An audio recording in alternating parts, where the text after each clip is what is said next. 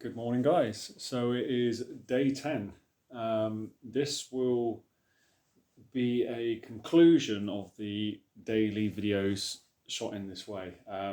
What I'm going to do after these videos is be uploading shorter videos of things that you can do to drive the dysfunction out of the body. I may do a recap video in like 5 days' time of what's been happening since, but that's what I'm going to do. I'm going to give these little videos of or tips or things that we can do to help improve our situation with the back pain injury we have. And beyond that, really, because by healing, most of the protocols that will help heal back pain will actually heal a lot of pain within the body, and I'll be looking at all of the lifestyle factors. So, keep an eye out. Day 10, it's Saturday morning, the day of the England v France women's rugby team. So hopefully that they do well.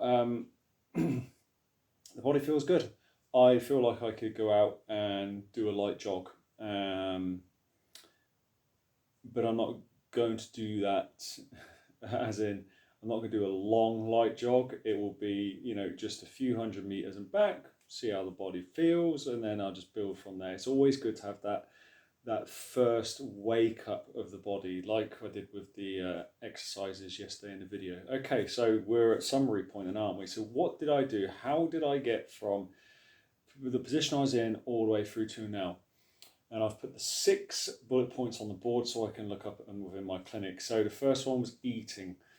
Straight away from day one, I used collagen. I'm going to grab the supplement. The collagen supplement I was using, and find your own, but the one I was doing, and this is product placement, obviously I am not sponsored, that's the one I use, Planet Paleo.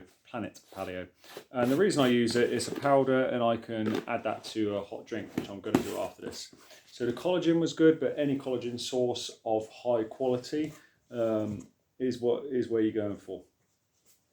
So I had that as my supplementation.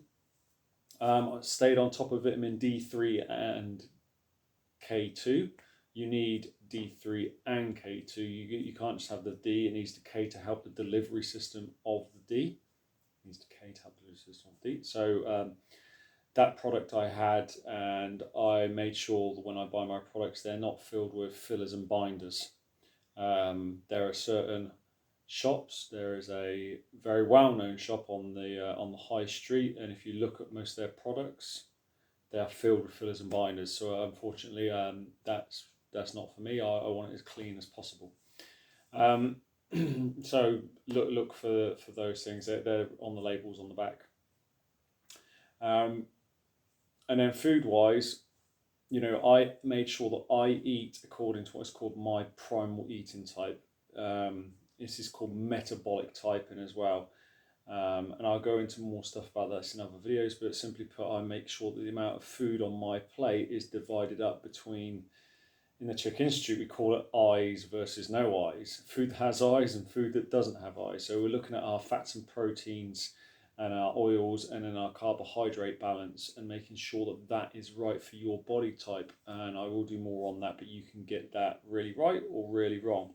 So I made sure I was right with that, and I make sure when I eat as best as I can, I go organic. I know there is a cost implication to that, and some people may find that difficult, and I totally respect that. So go for the highest grade food you possibly can. However, if you are, for example, spending money on cigarettes, or my mobile phone bill in a month is about £20. It's just that I've got to say that. So if you're spending like £60 on a mobile phone bill, that £40 I could turn that into an organic food and shop at the correct places and turn that into organic food for a long time. So that's another conversation, something for individuals to deal with when they break down and look at their finances of where they might be able to move money into the health option rather than the entertainment option. But again, these are life choices we make. Pain is your biggest motivator. You'll find people often make these changes when they're in enough pain. Wouldn't it be wonderful if we looked at making these choices prior to the pain, which is why prevention is infinitely better than cure. because if we're preventing, we never need a cure because it's already prevented. So there you go. So the eating side of things, that's kind of how it's been. Eating regular meals, making sure I chew my food correctly. Those are on previous videos. Drinking. I really noticed actually because drinking is one of those tricky ones. You can sometimes go slack on it, and there'll be moments where I did, and I was like in a day, wow, I haven't drunken for quite a while, and I can feel it. I could see it visibly in my eyes. The eyes give us away when we haven't had enough water, as I wipe sleepy dust out of my eye. So stay on top of regular hydration throughout the day. Remember, 0.033 multiplied by your body weight in kilograms gives you your litres per day recommended amount. Obviously, those things are affected by hotter climates and the fact that you might be running around doing a lot of sport or whatever, then, those things impact it, but you have your base water consumption amount. And I drank Evian the whole way. Again, it's an expense, and I take it from its plastic bottle and get it into a glass bottle pretty much straight away. And there are reasons for that to do with microplastics, but I do that. We can, with all these things I'm saying, you could go to the nth degree. You could give yourself literally an anxiety attack on trying to make sure everything is absolutely perfect. No, that's not what I'm saying, nor is it healthy to go to that extreme. And unfortunately, people go too far the other way. Have some organic food, get organic when you can. If you can't go to the highest grade possible. If the only thing you can do is go organic on one thing, it would be your meat over your vegetables. I know it's an expense, but that's just the advice. So, but you don't have to go everything organic, great if you can, but no. With the water, you don't need to be buying Evian all the time and never drinking from tap water. You could get a filter for a long-term solution on your tap, which will make it more economic in the long run. So, there are options there. And in the United Kingdom, our tap water is not disastrous at all. So, again, it's going from good to excellent, and good's are good. So let's not bog ourselves down with it too much and trying to get caught like, oh, I can't do this because all we'll do is I'll shrink our world then. No. Can I have a donut? Go and have a donut. We call it the 80-20 rule where food is concerned. Get it right 80% of the time. You can veer off 20% of the time. Unless you are in a situation where you have something like an injury or back pain and you want to recover quick, the rules are kind of hard and fast, then we can relax them. Unfortunately, most people's relaxing is 80% wrong, 20% right. And that's and you can see that exemplified in you just have to go into the NHS and see what they're having to deal with coming through the door, a lot of which is lifestyle choices. And if we made better lifestyle choices, then potentially we wouldn't need to be doing have as much treatment elsewhere because we're taking care of ourselves. Prevention is better than cure. That sounded like a nag. Sleeping. So I didn't mean to make this a short video, but there you go. Sleeping, yes. I'm now making sure I get in bed by 10:30. I did drop it back to 9:30, but it's 10:30 that I'm literally lights out. So 10 o'clock is when I was actually getting into bed. Have I been perfect with that? No. One evening I didn't, and I was quite late. But again, I was within the 80-20 rule. But sleep is one of them ones you really know when you get it wrong, because you just don't feel great, particularly as you move into when you're at your 20s. It can really start taking effect on your body. You really feel it. Thinking. So the thinking was what I started with on the very first video. It's about staying positive, but actually we do more than that. We were looking at safety. You have, like I do, a very primitive part of your brain. So in that brain section, it's designed for survival. So therefore, for survival, my brain wants to scan for potential threats. So the moment it sees that you've got a back issue, your back's gone in spasm, your brain goes, that is a real threat. We're going to get picked off. So now it's scanning, checking everything to do with your back, a lot of which is unhelpful because it's trying to find the solution to the issue Whereas actually the solution can't be done in a click of a finger when it's in that situation. It takes a bit of time. But the brain, in its constant scanning for the survival threat now, because you couldn't run away from a predator and you can't go and hunt for food, it works overtime. And it's a matter of calming that system down, recognizing the system is designed in that way, but that system, it no longer serves us. So we don't blame our brain for having this reaction, that reptilian part of our brain. As I said in our videos ago, brain, I hear you, I acknowledge and respect you that you're trying to help, but we don't need to. We're fine. We've got this. You need to chill your boots, calm down, be silent, whatever it is. And you're saying it once, and it's just going to come straight back in. So this is a process. This is a process of allowing this and having compassion for oneself. That you might go down the rabbit hole on this and go, "Whoa! I've been in this brain spin for a half hour of panic mode, but I've caught it. Okay, we're good. We're fine. Brain, I hear you, but everything's fine." And all we're trying to do is calm our nervous system down, because lest we forget, nervous system can be ramped right up. Tension can go right up on account of our brains sending these messages that are ultimately picked up by the muscles, the visceral system within our body, etc., etc. So that really helps. Meditation is fantastic. Oh, I've put on some wonderfully chilled music, laid down, zenned it up, just, and that's where we link to breathing, because breathing and thinking are intimately linked. They're all intimately linked, but breathing and thinking is like meditation. The doorway into meditation is usually taught via breathing, working with the breath. So you want to make sure that your breathing mechanics are good to excellent.